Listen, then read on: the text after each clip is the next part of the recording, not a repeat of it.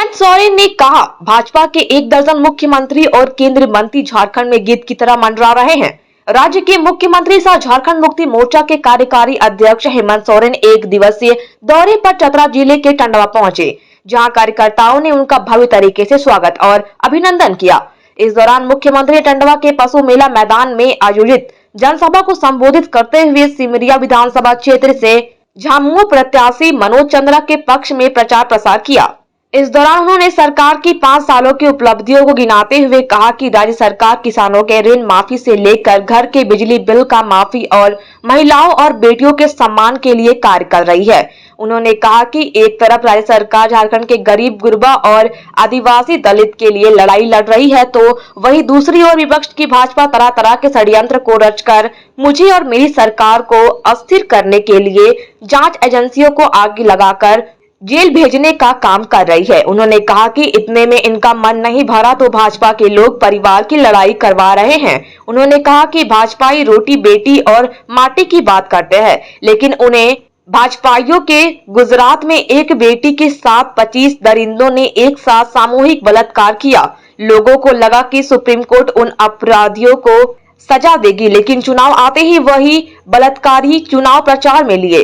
मुख्यमंत्री ने कहा कि भाजपा के लोग नहीं चाहते हैं कि राज्य के आदिवासी और दलित परिवारों को उनका सम्मान और अधिकार मिले, इसलिए भाजपा के 1 दर्जन मुख्यमंत्री और केंद्रीय मंत्री झारखंड में गीत की तरह मंडरा रहे हैं। उन्होंने लोगों से अपील करते हुए कहा कि जीत की तरह मंडरा रहे भाजपा के नेताओं को तीर चलाकर गिरने का काम करे। कांग्रेस जेएमएम आरजेडी की तरफ से आपके बीच में मनोज चंद्रा जी को प्रत्याशी बना करके उतारा है और आज मनोज चंद्रा जी के ऊपर गुरु जी का आशीर्वाद है, सोनिया जी का आशीर्वाद है, लालू जी का वो आशीर्वाद है, वाम दलों का आशीर्वाद है। और आज पूरे राज्य में एक ही आवाज गूंज रही है, फिर से इस राज्य में आबुआ दिशो माबुआ राज, आबुआ सरकार आएगा। हम लोग इस प्रचार प्रसार में गांव-गांव, पंचायत विभिन्न जिलों में, विभिन्न विधानसभाओं में कार्यक्रम करते हुए आज आपके बीच में आए और ये कहने आए हैं कि वोट मांगने हम लोग अधिकार के साथ आपके बीच में आए हैं। हम लोगों ने आप लोगों के लिए काम किया, आप लोगों के दुख दर्द को समझा, आपके बूढ़े बुजुर्ग घर परिवार के बाल बच्चों को लेकर, किसानों को लेकर, महिलाओं को लेकर, शिक्षा को लेकर, स्वास्थ्य को लेकर, आधारभूत संरचना को लेकर हम लोगों ने काम किया। हम आज इस पिछड़े राज्य में जहां हमारे अधिकतर लोग गांव देहात में बसते हैं, उनकी गरीबी हमसे छुपी नहीं है।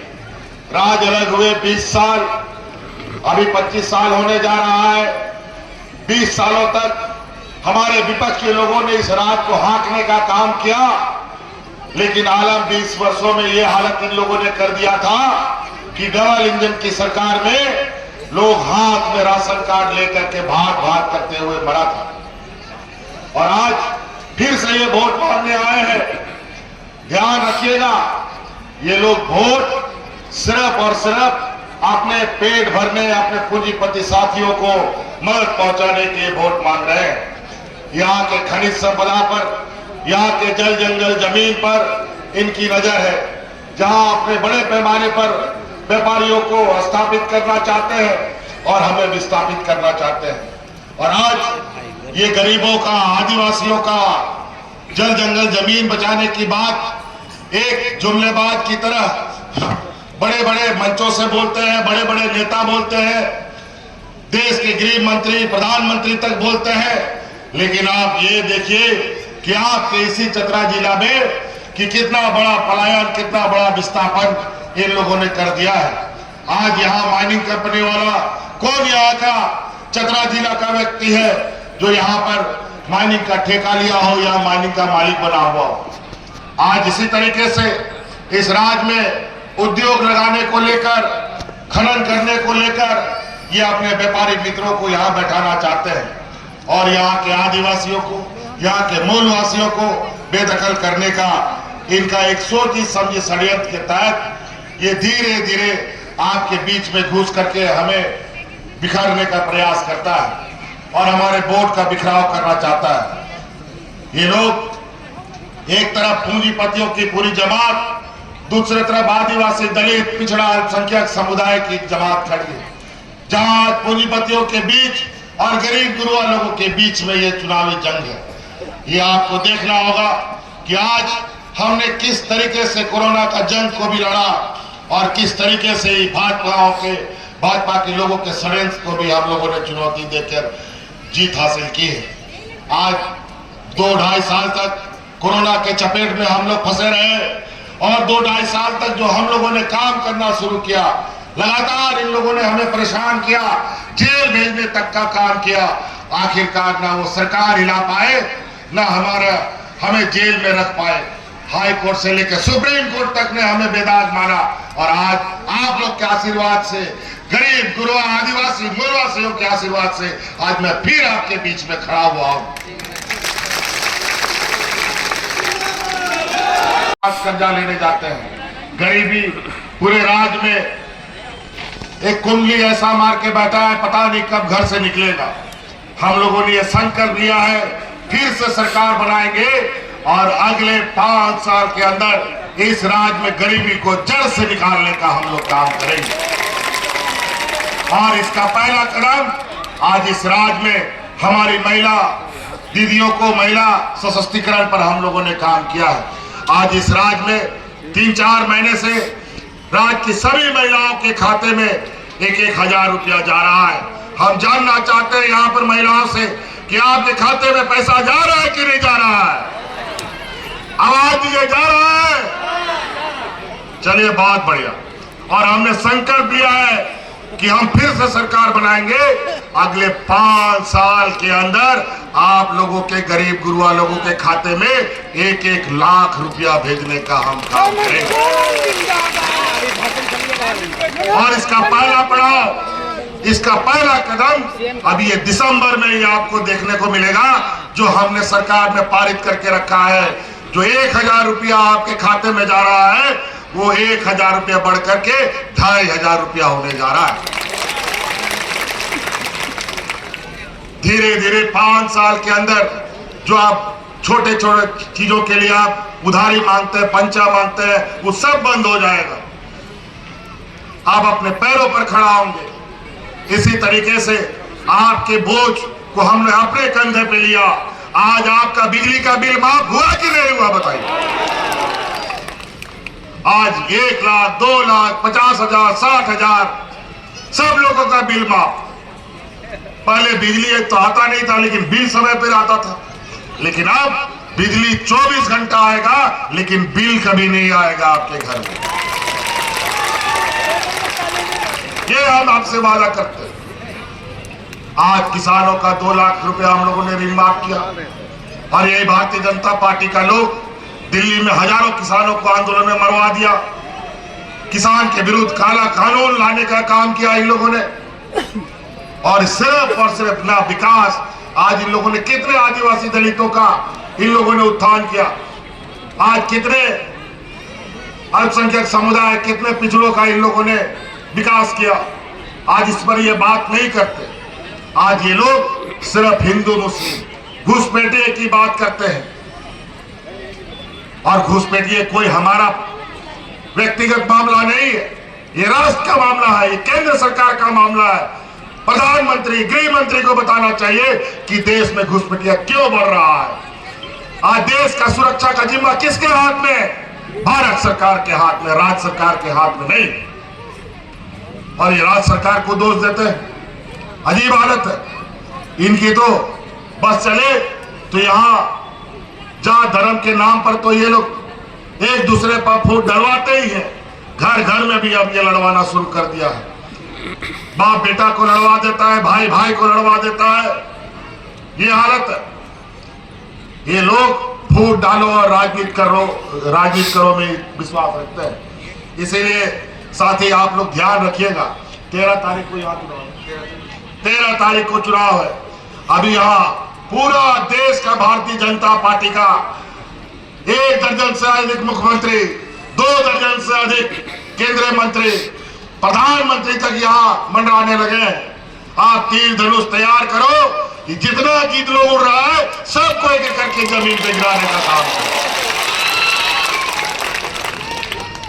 आज ये विस्थापन की बात करते हैं, ये आज बात करते हैं हमने विस्थापन आयोग बना दिया है और अगला सरकार बनने के बाद जितने लोग विस्थापित हुए हैं, जिसको रोजगार नहीं मिला, जिसको मुआवजा नहीं मिला, एक एक व्यक्ति की समस्या का समाधान, चाहे खदान हो चाहे एनटीपीसी का कंपनी हो, वहां से निकाला जाएगा।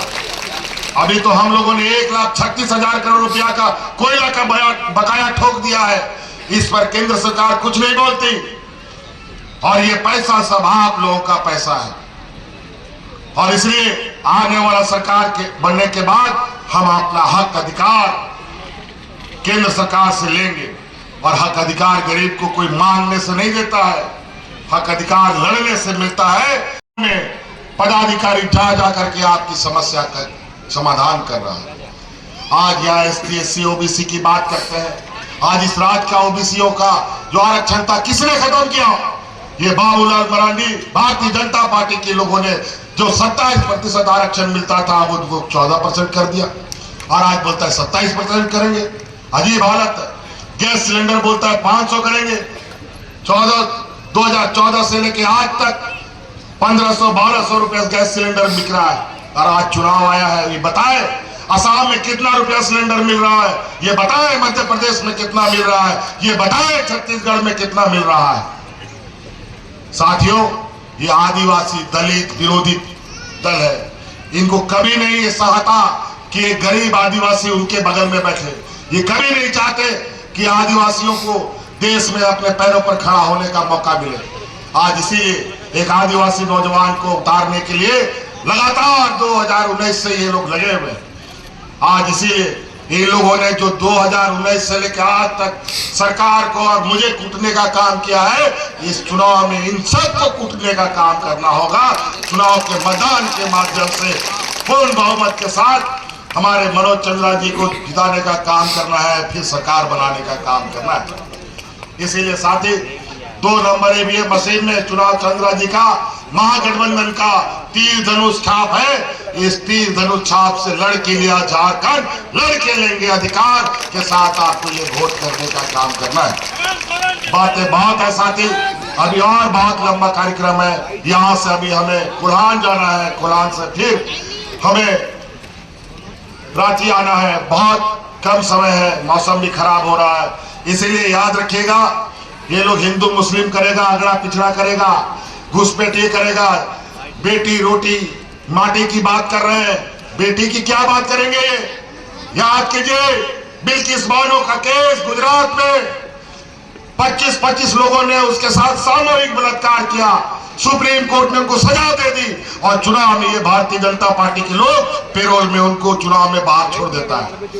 अंतोगत सुप्रीम कोर्ट के आदेश पर फिर से उनको जेल में डाल दिया जाता है। यही राम रहीम जो रेप के कांड में सजा भुगत रहा है, उसको चुनाव में छोड़ दिया जाता है और चुनाव जीतने का ये लोग काम करता है। बेटी की बात करते हैं और माटी की बात तो दूर। आज यहाँ पर विस्थापन किसका होता है? आदिवासियों का, दलितों का। यहाँ हंसदेव जंगल जाके देख लिए छत्तीसगढ़ में, अपना व्यापारी मित्रों को लोगों ने वहां पर खदान दे दिया। आज जंगलों से आदिवासियों को उजाड़ा जा रहा है। जो विरोध कर रहा है उसको नक्सल बना करके जेल डालने का काम किया जा रहा है।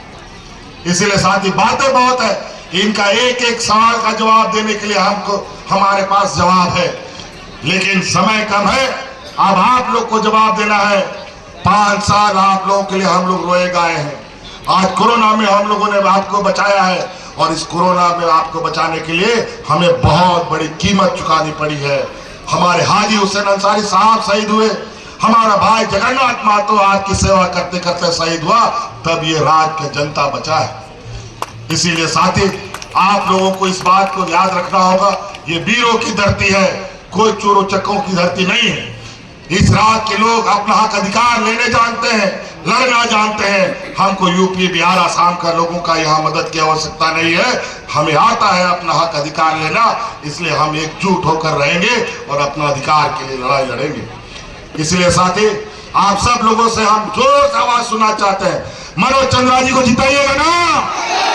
आसपास में आप लोग भारतीय जनता पार्टी को एक भी वोट ना जाए, सबके परिवारों का महागठबंधन पर वोट जाए और हमारा फिर से सरकार वापस आए। अब वह दिशो माबुआ राज के साथ अपना राज्य का सर्वांगीण विकास करेंगे। इन्हीं बातों के साथ बहुत बहुत धन्यवाद।